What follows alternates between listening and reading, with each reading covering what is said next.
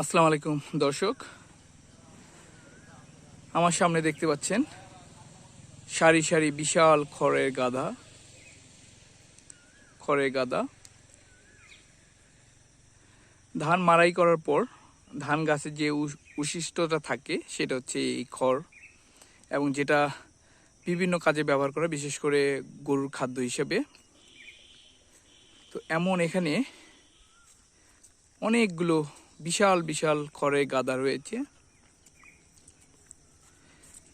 যেগুলো দেখতে দূর দূরান্ত থেকে খুবই সুন্দর লাগে। একসাথে এতগুলো খড়ের গাদা সারি সারি তেমন একটা চোখে পড়ে না।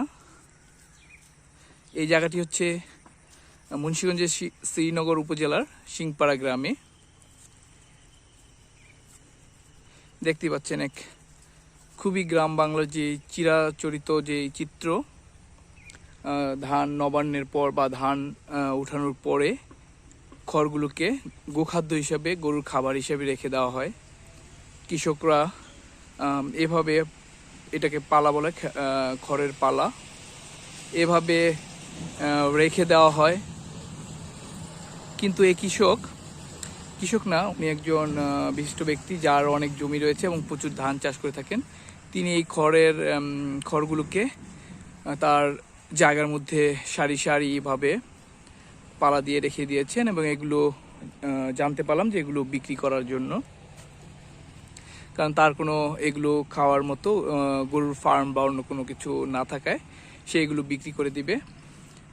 তো আপনারা যারা খড় খোঁজেন গরুর খাবার হিসাবে খাওয়ানোর জন্য, তারা চাইলে এখানে এসে, সিংপাড়া এসে, বাসার মিয়ার যে বাড়ি, সেখানে এসে আপনারা এই খড়গুলোকে কিনে নিয়ে যেতে পারবেন। আর তার চেয়ে বড় কথা হচ্ছে, এখানকার যে একটা গ্রাম বাংলার যে চিরাচরিত যে চিত্র, খুব সৌন্দর্য একটি সারি সারি খড়ের যেই গাদা তৈরি করা হয়েছে সেটা দেখতে পাবেন।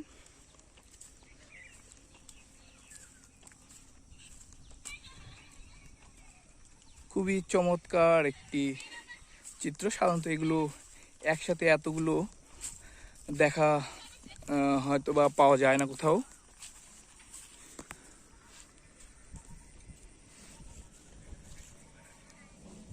এখানে অনেকগুলো রয়েছে, 1 2 3 4 5 6 7 8 9 10টা। এইখানেই রয়েছে 10টা। এছাড়াও আশেপাশে আরো ছোট খড়ের গাদা রয়েছে অনেকগুলো।